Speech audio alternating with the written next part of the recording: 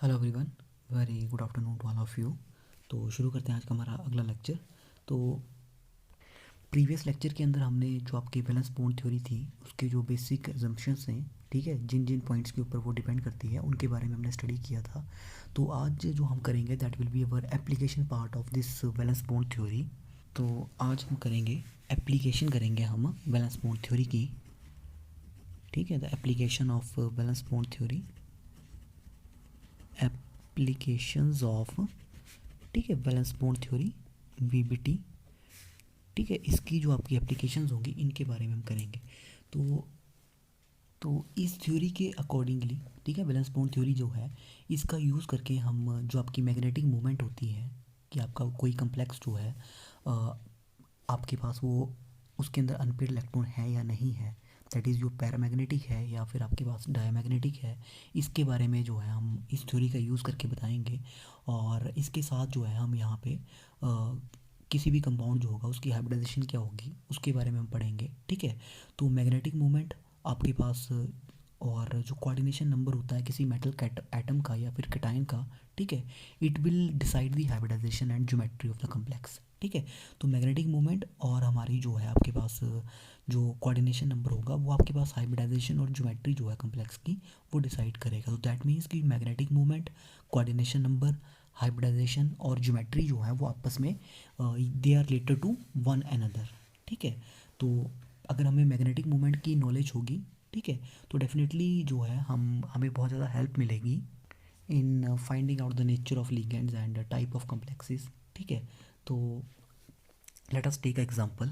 तो मेरा जो पहला एग्जांपल रहेगा that will be our chromium complex that is hexacoordinated. So मेरा पहला एग्जांपल है आपके पास हेक्सा अमाइन क्रोमियम 3 आयन, ठीक है। तो हमारा ये कम्प्लेक्स है। तो हम इस कम्प्लेक्स के अंदर जो है वो हम स्टडी करेंगे कि इसकी हमारे पास जो आपकी ज्योमेट्री है, ठीक है, वो क्या रहेगी, ठीक है। देन हम स्टडी करेंगे कि आपका कंपाउंड जो है वो पैरामैग्नेटिक है या डायमैग्नेटिक है, ठीक है, और हाइब्रिडाइजेशन हमारी क्या रहेगी, ठीक है। तो किस तरह से आपने इस क्वेश्चन को अटेम्प्ट करना है, तो ध्यान में रखना सबसे पहला काम जो भी होगा आपका, आपको जो भी आपका मेटल एटम है उसकी जो है आपको इलेक्ट्रॉनिक कन्फिग्रेशन लिखनी है, ठीक है। पहला स्टेप आपका मेटल की इलेक्ट्रॉनिक कन्फिग्रेशन लिखनी है। फिर उसके बाद उस कम्प्लेक्स में आपको मेटल की जो ऑक्सीडेशन स्टेट है वो देखनी है, और उसके बाद देखना है आपको कि उसके बाद उसके पास टोटल कितने इलेक्ट्रॉन्स रहेंगे, ठीक है। तो ये चीज़ आपने देखनी है, ठीक है। तो वन बाय वन हम इस चीज़ को स्टडी करेंगे। तो जैसे मैंने आपको कहा सबसे पहले हम इसकी इलेक्ट्रॉनिक कन्फिग्रेशन लिखेंगे। तो आप सभी को पता है क्रोमियम एटॉमिक नंबर 24 होता है हमारा, ठीक है। और हमारे पास जो इसकी वैलेंस शेल कन्फिग्रेशन होती है, ठीक है, मैं वही लिखने जा रहा हूँ। वो आप सभी को पता है क्रोमियम जो होता है हमारे पास दिस इज़ आर्गन, ठीक है, दिस इज़ 3d5 4s1 होता है हमारा, ठीक है। ये हमारे पास इसकी इलेक्ट्रॉनिक कन्फिग्रेशन होती है एटॉमिक नंबर 24। तो अब यहाँ पे मैं जो आपके पास इसके जो भी हमारी इसकी आउटर इलेक्ट्रॉनिक कन्फिग्रेशन होती है वही लिखने जाऊँगा। तो क्रोमियम 3D शेल में इसके पास जो है ग्राउंड स्टेट में, तो ये चीज़ आपने ध्यान रखना, मैं ये ग्राउंड स्टेट में लिख रहा हूँ, अभी मैंने इसकी ऑक्सीडेशन स्टेट को कंसीडर नहीं किया है। तो ग्राउंड स्टेट में जो है आपके पास 3D हमारे पास जो ऑर्बिटल है, ठीक है, तो 3D ऑर्बिटल में हमारे पास जो है इसके पास 5 इलेक्ट्रॉन है। तो 3D ऑर्बिटल जो है हमारा, तो आपको पता ही है डी में हमारे पास 5 ऑर्बिटल होते हैं, ठीक है। So this is our 3D orbital, और ये आ गया हमारे पास 4s, ठीक है। तो 4s के बाद हमारे पास जो है आपके पास 4p शेल आती है, ठीक है, this is our 4s and 4p। अब हमारा काम यहाँ पे इलेक्ट्रॉन बढ़ने का। तो डी में 5 इलेक्ट्रॉन है, ठीक है। तो हंड्स रूल जो है आपका सभी को पता ही है कि इलेक्ट्रॉन पेयरिंग तब तक नहीं होती है जब तक हमारे पास सारे के सारे ऑर्बिटल जो हैं वो आपके सिंगली फील्ड ना हो जाए। तो 3d5 हो गया, 4s में एक इलेक्ट्रॉन है, p हमारा खाली है।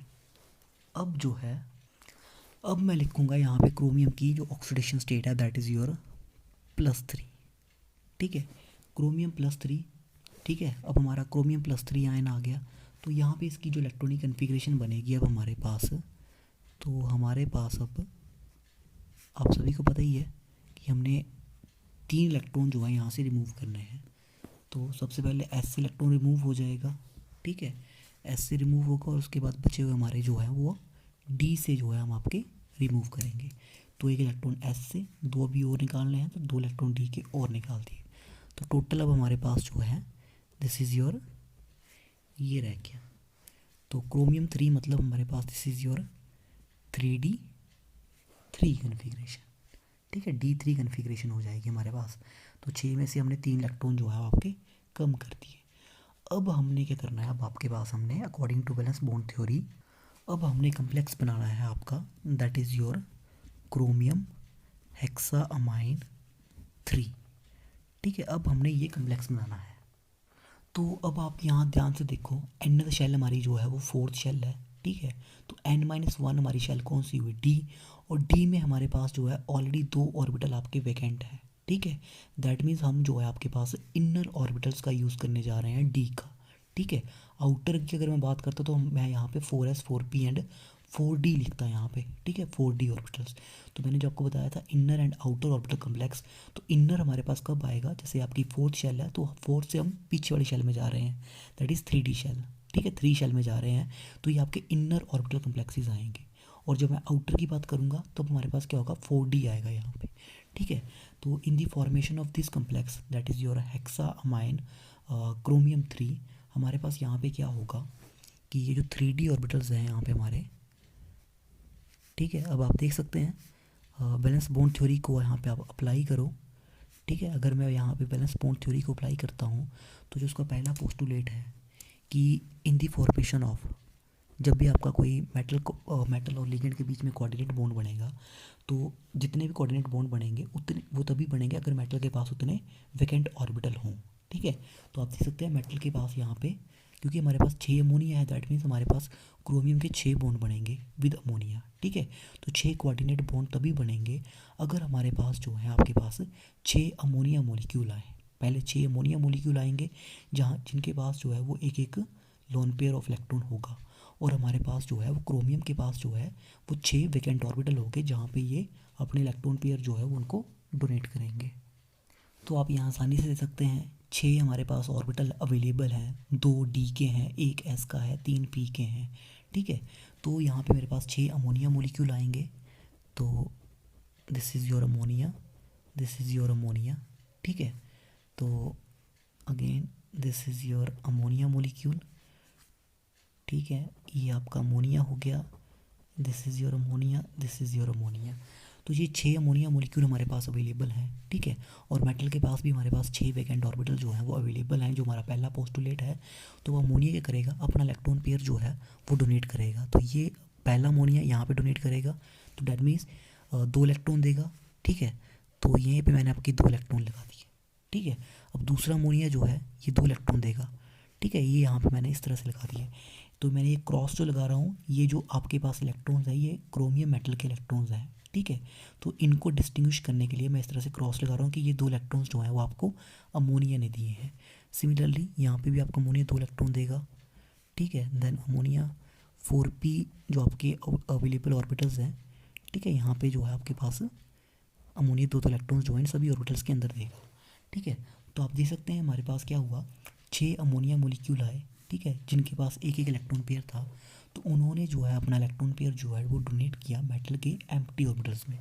तो आप देख सकते हैं, तो यहाँ से हमारी हाइब्रिडाइजेशन क्या बन के आई, तो ये 2 जो हैं वो हमारे डी ऑर्बिटल है, ठीक है, ये आपके पास हाइब्रिडाइज किए with 1s and 3p orbitals, ठीक है।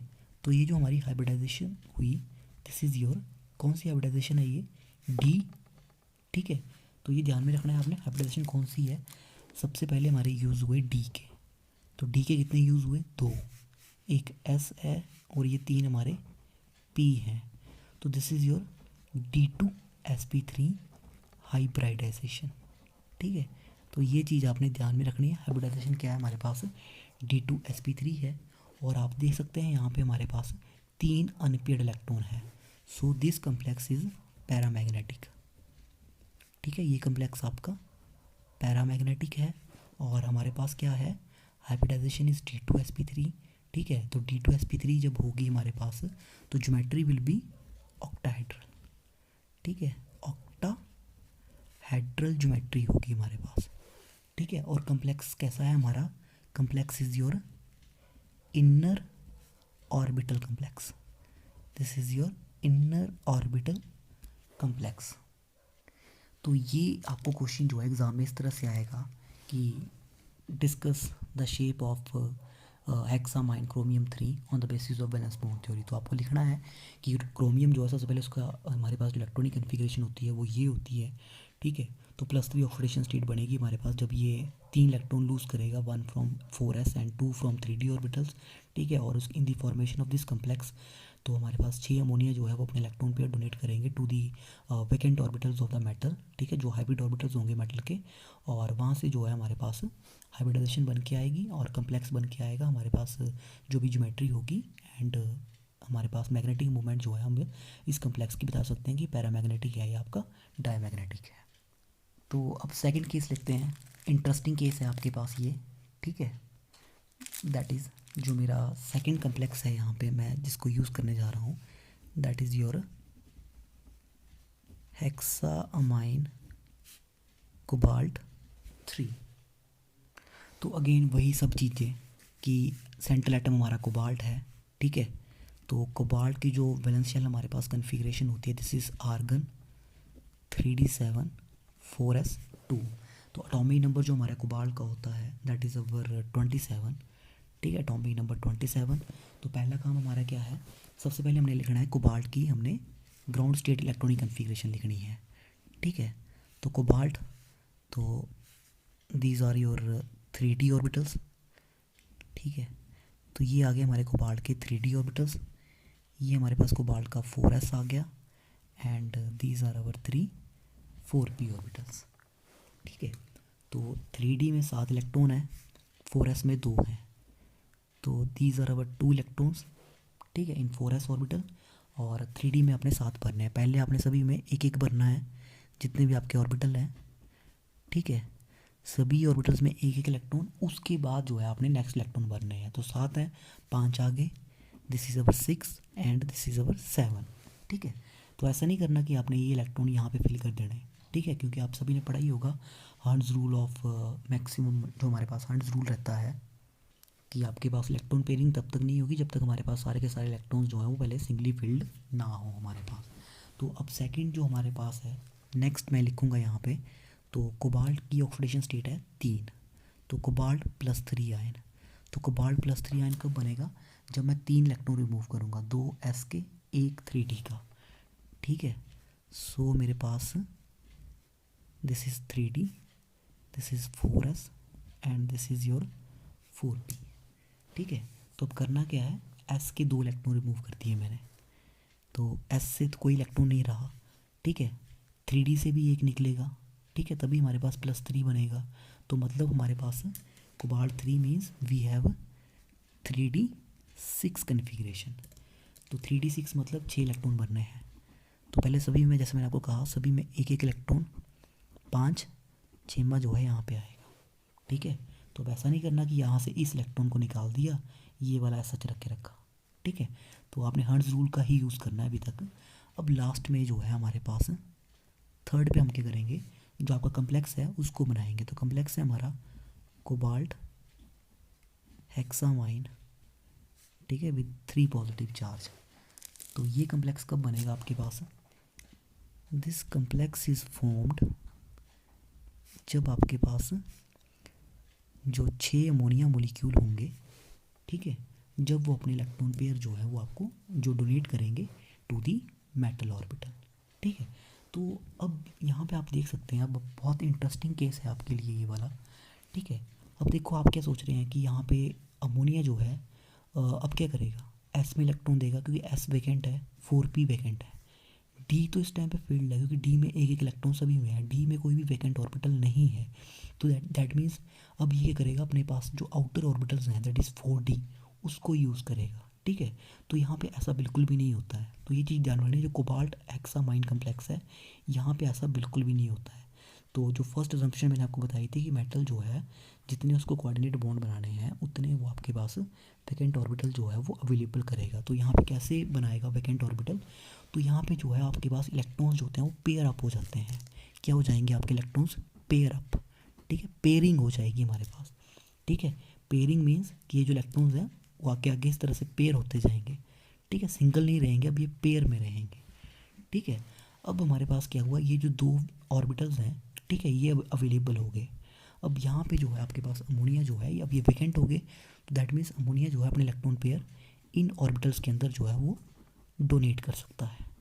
तो ये दो इलेक्ट्रॉन जो अमोनिया ने दिए, ठीक है, तो ये हमारे पास जो है इस तरह से हाइब्रिडाइजेशन बन के आएगी, ठीक है। तो दिस इज़, तो ये कम्प्लेक्स हमारा कैसा है, this complex is our inner orbital complex, क्योंकि हमारे पास मेटल के इनर ऑर्बिटल्स जो हैं वो आपके पास यूज़ हो रहे हैं, नॉट आउटर, ठीक है। 4D नहीं यूज़ हो रहे हैं, हम 3D का यूज़ कर रहे हैं। तो ये जो हमारा कम्प्लेक्स है, this complex is inner orbital complex with D2sp3 hybridization, ठीक है। D2sp3 हाइब्रिडाइजेशन है, इनर ऑर्बिटल कम्प्लेक्स है, ठीक है। तो ज्योमेट्री ऑक्टाहेड्रल ही रहेगी। और देखो अब ये कम्प्लेक्स क्या है, पैरामैग्नेटिक बिल्कुल भी नहीं है, सारे इलेक्ट्रॉन्स पेयर हैं, ठीक है। So this complex is diamagnetic in nature, ठीक है, डायामैग्नेटिक इन नेचर, ठीक है। अब आपको अगर आपने ये दो कम्प्लेक्स जो है अगर ध्यान से स्टडी किए हों, तब आपको यहाँ पे अब एक डेफिनेटली क्वेश्चन बन के आया होगा कि लीगेंड दोनों में सेम ही है, यहाँ पे भी अमोनिया था, यहाँ पे भी अमोनिया था, यहाँ पे हमने इलेक्ट्रॉन पेयर नहीं किए, ठीक है, यहाँ पे इलेक्ट्रॉन पेयर हो गए, तो ऐसा क्यों हुआ। तो इस कंसेप्ट को करने से पहले मैं आपके पास एक तीसरा एग्जांपल लेना चाहूँगा, क्योंकि यहाँ पे हमारे पास जो है वो इनर ऑर्बिटल कम्प्लेक्सेस बन के आए हैं। So let us take our complex जहाँ पे हमारे पास जो है वो आउटर ऑर्बिटल कम्प्लेक्स बन के आए। तो मैं आपका एग्जांपल लेके जा रहा हूँ, that is our third example. Suppose this is our cobalt hexafluoride, ठीक है। So this will be our 3 negative, ठीक है। तो ये है मेरे पास हेक्साफ्लोरो कोबाल्टेट 3, ठीक है। तो ये मेरा कम्प्लेक्स है कोबाल्ट, अगेन यही सेम है 3d7 4s2। ऑक्सीडेशन स्टेट अगर आप यहाँ पे निकाल लो तो cobalt is in +3 oxidation state, ठीक है। तो ग्राउंड स्टेट में 3d ऑर्बिटल होगा कोबाल्ट का, ठीक है, ये 5 ऑर्बिटल होंगे यहाँ पे हमारे पास, देन हमारे पास 4s होगा और हमारे पास एम्प्टी 4p होगा। तो 3D में 3d7 7 इलेक्ट्रॉन जैसे हमने ऊपर भरे थे, ठीक है, 5 और 2 7, s में 2 इलेक्ट्रॉन 4p एम्प्टी। अब ये हुआ हमारा कोबाल्ट। अब बात करेंगे कोबाल्ट 3 की। तो कोबाल्ट 3 में क्या होगा आपके पास, कोबाल्ट 3 में जो है हमारे पास 3 इलेक्ट्रॉन रिमूव होंगे, 2 4s के 1 d का। सो हमारे पास जो है 3d6 कन्फिग्रेशन रह जाएगी आपकी। अब है हमारे पास for the formation of this coordination complex cobalt hexafluoro, ठीक है, हमारे पास 3+3 में यहाँ पे आपके पास कोबाल्ट है। तो ये कम्प्लेक्स कैसे बनेगा अब आपके पास, अब यहाँ पे पेयरिंग नहीं होगी, तो ये आपने ध्यान में रखना है। फ्लोराइड जो है हमारे पास ये पेयर नहीं करेगा इन इलेक्ट्रॉन्स को, तो मतलब हम क्या करेंगे यहाँ पे, तो ये जो ये जो आपके 6 इलेक्ट्रॉन्स हैं वो सारे के सारे ऐसा रहेंगे, ठीक है। यहाँ पे पेयर अप नहीं होगा बिल्कुल भी, ठीक है। तो ये आपका 4s आ गया और ये हमारे जो है 4p आ गए। तो यहाँ पे हम जिन ऑर्बिटल्स का यूज़ करने जा रहे हैं दैट विल बी अवर, अब कौन से ऑर्बिटल हो गए, जब ये 3D हमारे यूज़ नहीं हो रहे हैं, that means we are using our 4D orbitals, हम 4D का यूज़ करेंगे, ठीक है। तो मैंने आपको पहले एग्जाम्पशन में कहा था कि मेटल जो है आपके पास वो नंबर ऑफ ऑर्बिटल्स जो है उनको अवेलेबल कर देता है for the formation of coordinated bond. जितने कोऑर्डिनेट बॉन्ड बनाने हैं उतने ही मेटल के पास जो है वो एम्प्टी ऑर्बिटल जो है अवेलेबल हो जाते हैं। तो देख सकते हैं आप 2 या 1s 3p और यहाँ से 2d, ठीक है। तो फ्लोरीन जो है आपका, ठीक है, यहाँ पे आपके पास कोऑर्डिनेट करेगा, ठीक है। हमारे पास यहाँ से आपके पास 6 जो आपके फ्लोराइड होंगे, ठीक है, वो आपके पास कोऑर्डिनेट बॉन्ड बनाएंगे, ठीक है। So this are your 6। तो आपके पास देख सकते हैं ये इलेक्ट्रॉन्स हमें फ्लोरीन से मिलेंगे, तो जो हाइब्रिडाइजेशन आएगी दैट विल बी अवर ये होगी, एक S 3P 2D, so this is your sp3d2। ठीक है, so this is our sp3d2। और ये जो हमारा कम्प्लेक्स है, this is your outer orbital complex. ठीक है, this is your outer orbital complex. और हमारा कम्प्लेक्स कैसा है, this is your paramagnetic in nature. ठीक है, पैरामैग्नेटिक है और कम्प्लेक्स हमारा आउटर ऑर्बिटल कम्प्लेक्स है और hybridisation will be your sp3d2।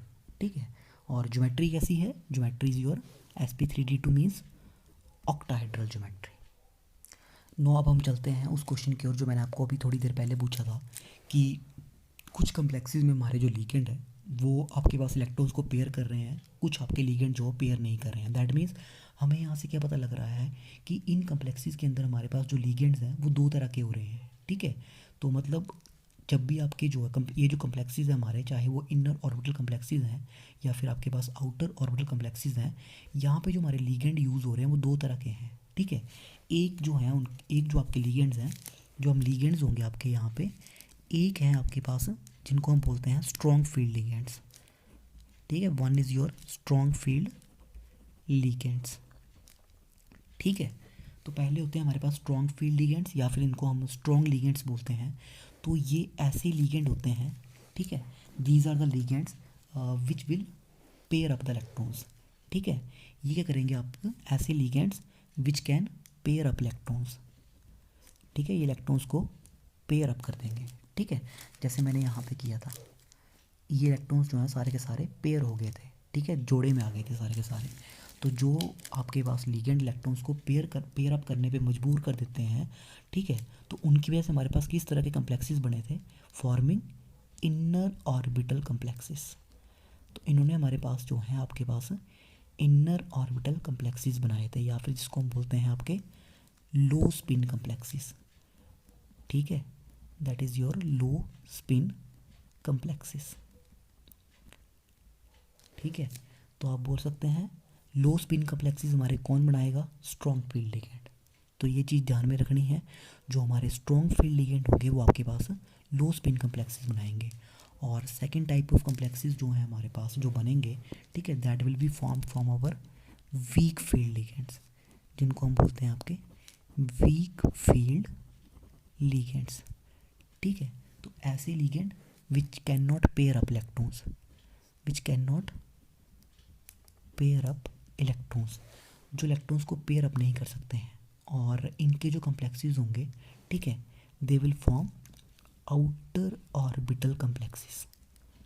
ठीक है, they will form our outer orbital complexes, या फिर जिसको हम बोलते हैं हाई स्पिन कम्प्लेक्सेस। ठीक है, these are called as your high spin complexes. तो मतलब स्ट्रॉन्ग फील्ड लिगेंड हमारे पास बना रहे हैं लो स्पिन कम्प्लेक्स, वीक फील्ड बनाएंगे हाई स्पिन। ठीक है, तो ये चीज़ ध्यान में रखनी है आपने। तो लीगेंड्स जो होते हैं, अब कौन से स्ट्रॉन्ग फील्ड लिगेंड है, कौन से वीक फील्ड लिगेंड है, अब आपको ये याद करना है किस तरह से। ठीक है, हमारे पास एक सीरीज़ है, हमने सभी लिगेंड्स को जो है वो आपके पास एक सीरीज़ में रख दिया है, अरेंज कर दिया है उनकी स्ट्रेंथ के अकॉर्डिंगली, कि कौन पेयर करवा सकता है, कौन नहीं करवा सकता है, जिसको हम आपको जिसको हम बोलते हैं स्पेक्ट्रोकेमिकल सीरीज़। ठीक है, this is called as your spectrochemical series. तो इस सीरीज़ में हमने लिगेंड्स को अरेंज किया हुआ है। ठीक है, कि आपके पास किस तरह से वो पेयर करवाएंगे या नहीं करवाएंगे, मतलब जो आपके पास स्ट्रेंथ ऑफ लिगेंड्स है उसकी बेसिस के ऊपर हमने लिगेंड्स को यहाँ पे अरेंज किया हुआ है। ठीक है, तो स्पेक्ट्रोकेमिकल सीरीज़ जो है, this is the arrangement of ligands. ठीक है, in order of their strength. ठीक है, तो हम यहाँ पे डिक्रीजिंग ऑर्डर ऑफ लिगेंड्स की स्ट्रेंथ का लिखेंगे, तो इस सीरीज़ को जो है हम आपके पास स्पेक्ट्रोकेमिकल सीरीज़ बोलते हैं। तो स्पेक्ट्रोकेमिकल सीरीज़ में जो है आपके पास अब डेफिनेटली सीरीज़ है तो दो एंड होंगे, एक होगा आपके पास एक्सट्रीम लेफ़्ट और एक होगा आपका एक्सट्रीम राइट। तो जो लेफ़्ट साइड होती है आपकी, ठीक है, बिल्कुल एक्सट्रीम लेफ़्ट के ऊपर आपके पास होते हैं स्ट्रॉन्ग फील्ड लिगेंड। ठीक है, ये ध्यान रखना है, बिल्कुल लेफ़्ट में आपके पास कौन से होंगे, स्ट्रॉन्ग फील्ड लिगेंड। तो स्ट्रॉन्ग फील्ड लिगेंड में आपके पास कार्बन मोनोऑक्साइड होता है। ठीक है, जिसको हम कार्बोनिल बोलते हैं। पर ऑर्डर ध्यान में रखना, मैं ऑर्डर लिख रहा हूँ डिक्रीजिंग ऑर्डर। ठीक है, अगर आप इंक्रीजिंग ऑर्डर लिखोगे तो सारी की सारी सीरीज़ उल्टी हो जाएगी। ठीक है, तो डिक्रीजिंग ऑर्डर में सबसे पहले हमारे पास है यहाँ पे आपका strong field ligand, that is your carbon monoxide. इसके बाद जो हमारा आता है दैट इज़ योर साइनाइड। ठीक है, तो ध्यान रखना कार्बन मोनोऑक्साइड और साइनाइड के जो है आपके पास डेफिनेटली आपको एग्ज़ाम में क्वेश्चन बन के आएगा। इनकी एज अ लिगेंड जो है आपके पास कम्प्लेक्स में दिया होगा आपको, और आपको जो है ज्योमेट्री और पैरामैग्नेटिक नेचर या डायमैग्नेटिक नेचर कैसा है वो चीज़ बतानी है आपको। उसके बाद जो हमारा नेक्स्ट लिगेंड है, ठीक है, that is our nitrite. Nitro हमारा जो होता है NO2 नेगेटिव। ठीक है, देन हमारे पास इथिलीन डाइअमाइन। तो यहाँ मैं कुछ एक लिगेंड ही लिख रहा हूँ, मैं पूरी की पूरी सीरीज़ नहीं लिख रहा हूँ। Ethylene diamine. इसके बाद हमारा पिरिडीन होता है। ठीक है, पिरिडीन और इसकी जो स्ट्रेंथ होती है वो ऑलमोस्ट इक्वलेंट होती है अमोनिया से। अब इनके बाद जो होता है अमोनिया जो होता है, this is more strong field ligand compare to that of water. Water जो है वो ज़्यादा स्ट्रॉन्ग फील्ड लिगेंड होता है हाइड्रोक्साइड से। ठीक है, और इसके बाद हमारे पास जो है वो हैलाइड आयन स्टार्ट होते हैं फ्रॉम फ्लोराइड। ठीक है, फ्लोराइड जो है वो ज़्यादा स्ट्रॉन्ग फील्ड लिगेंड होता है नाइट्रेट आयन से, which is more strong field ligand from chloride. ठीक है, क्लोराइड के बाद हमारे पास जो होता है हमारे पास आता है that is your thiocyanate SCN negative. ठीक है, इसके बाद हमारे पास जो आपके अनदर हैलाइड होते हैं that is your bromide and our iodide. ठीक है, तो यहाँ पे हमारे पास कौन है, ये है हमारे पास स्ट्रॉन्ग फील्ड लिगेंड।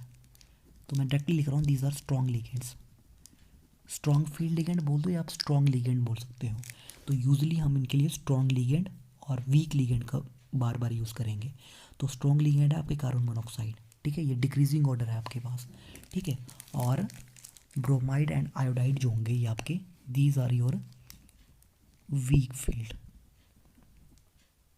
ठीक है, तो ये कंसेप्ट आपने ध्यान में रखना है।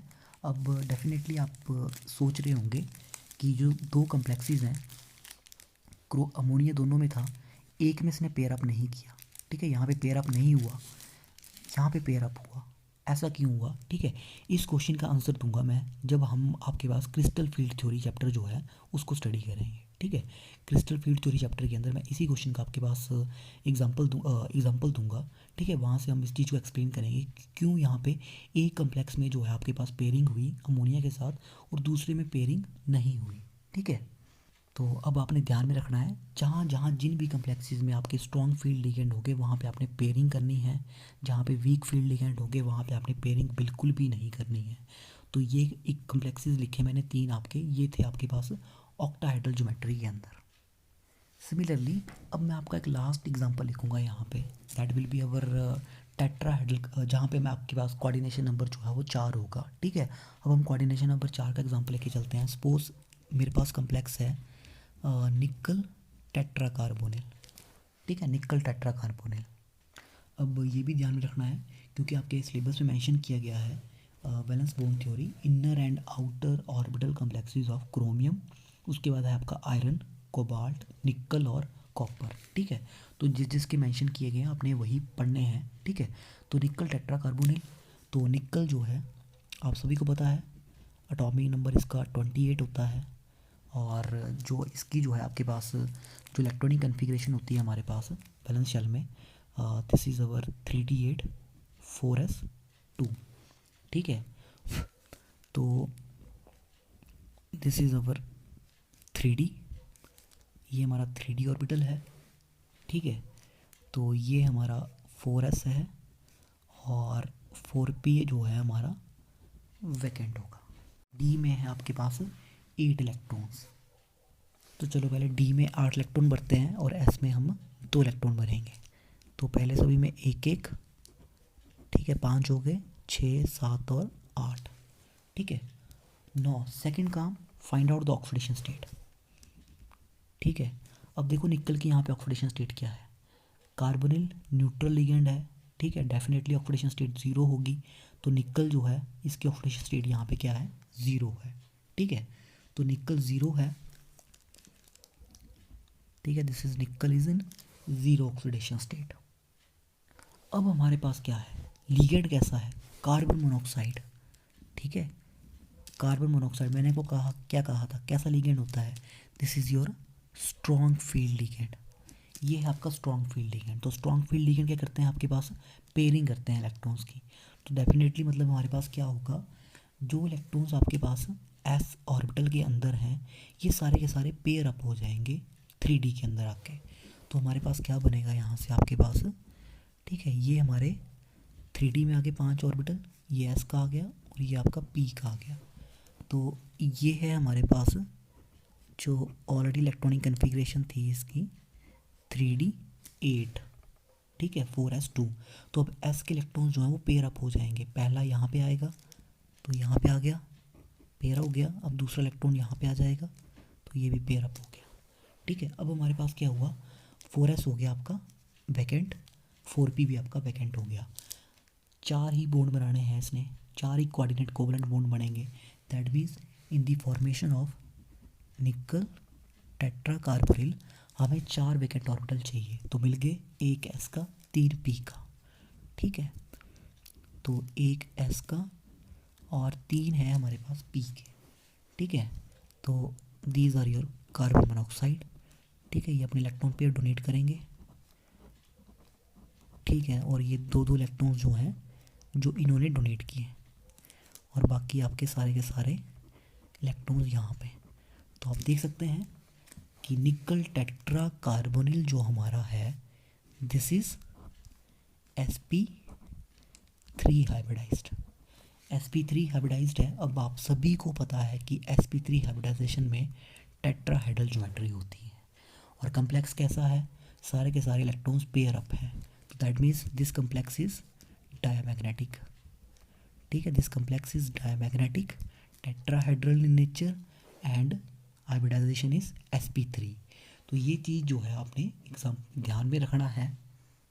दिस कम्प्लेक्सेस की हमारे पास जो है वो किस तरह का कम्प्लेक्स बन के आया, ठीक है।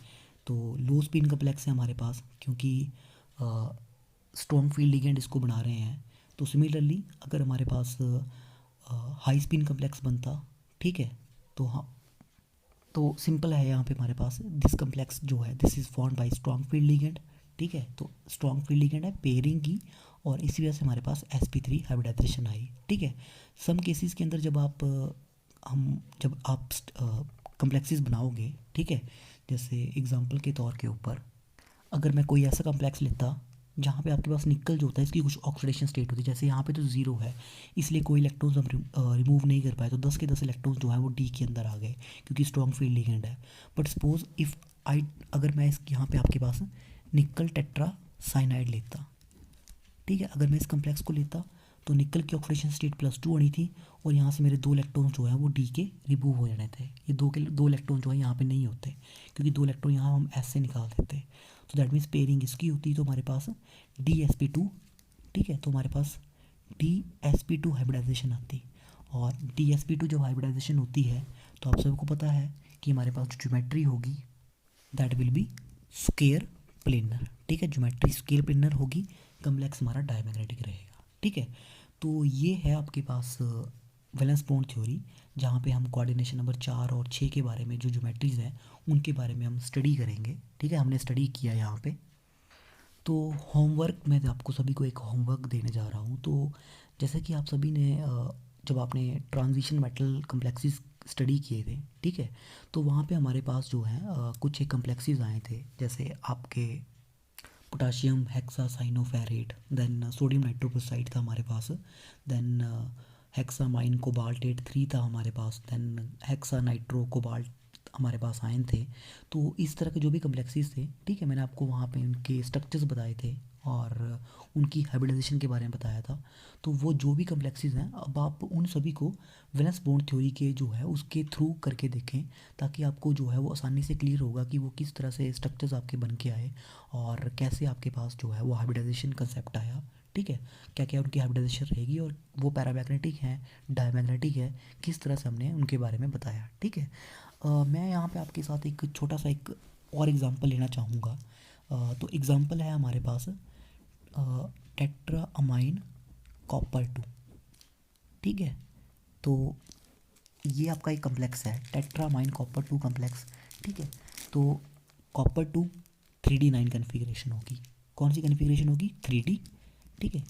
कॉपर टू 3d9, ठीक है, 2 इलेक्ट्रॉन रिमूव हो जाएंगे, एक एस से एक डी से।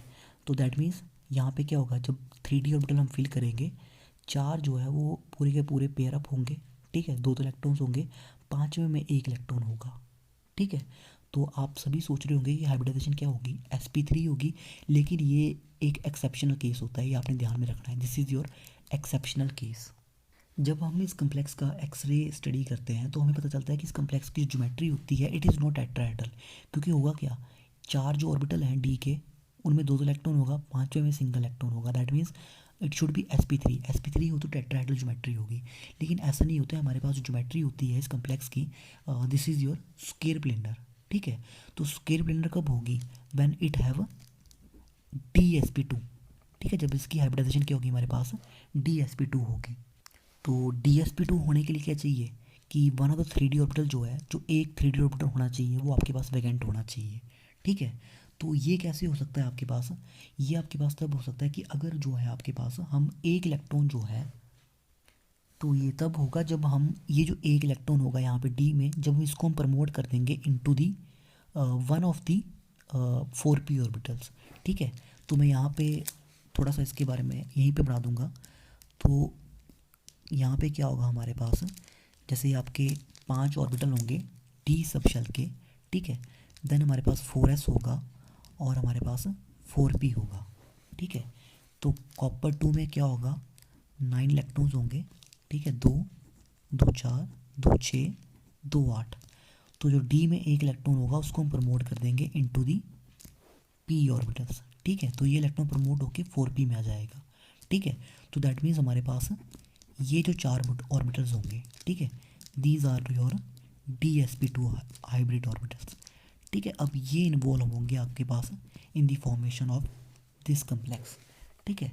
तो dsp2 हाइब्रिडाइजेशन आपके पास बन के आएगी, कम्प्लेक्स स्क्वायर प्लेनर होगा, और ये हमें डाटा कहाँ से मिलेगा, बाई एक्सरे स्टडी, और आपके पास एक स्पेक्ट्रोस्कोपिक टेक्निक है, that is your ESR technique, ठीक है, इलेक्ट्रॉन स्पिन रेजोनेंस हम इसको बोलते हैं, ठीक है। तो ESR और एक्सरे के थ्रू जो है हमें पता चलता है कि ये कम्प्लेक्स जो है टेट्राहेड्रल होने की बजाय हमारे पास ये स्क्वायर प्लेनर कम्प्लेक्स है, ठीक है। तो आप खुद से ट्राई करके देखना आप, ठीक है। अगर आपको कोई डाउट हो, कोई चीज़ समझ में नहीं आई हो, ठीक है, या इसी कम्प्लेक्स के रिगार्डिंग डाउट हो, तो आप कमेंट कर सकते हैं, ठीक है। Definitely I will try to solve your question, और इन केस अगर आपको ये एग्जांपल समझ में नहीं आया तो मैं इस एग्जांपल को लेके आपके पास जो है आपके पास दोबारा से ही वीडियो बना दूंगा। तो ये बताना आपने है कि आपको समझ में आया है कि नहीं आया, कोई भी डाउट होगा तो डेफिनेटली आप पूछ सकते हैं, कमेंट कर सकते हैं, ठीक है। So this is all about this valence bond theory, ठीक है। Thank you very much.